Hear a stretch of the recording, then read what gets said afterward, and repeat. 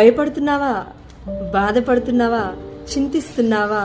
అయ్యో నా జీవితం ఎటో వెళ్తుందండి అని దుఃఖానికి లోనవుతున్నావా?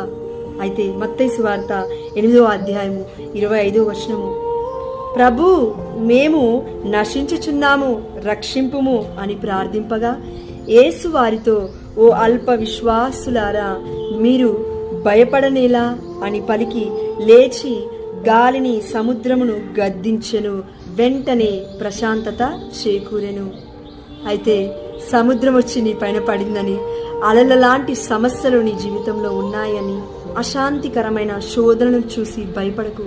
ఈ లోకము కంటే నీలో ఉన్న ఆత్మస్వరూపుడు గొప్పవాడు, అద్భుతమైన కార్యాలను చేయువాడు. కాబట్టి నీవు దేవుడి వైపు చూసి విశ్వాసముతో, అయ్యా నన్ను ఆదరించు తండ్రి అని నీవు ఒక్కసారి అడిగితే ఆదరణకర్త నిన్ను ఆదరిస్తాడు.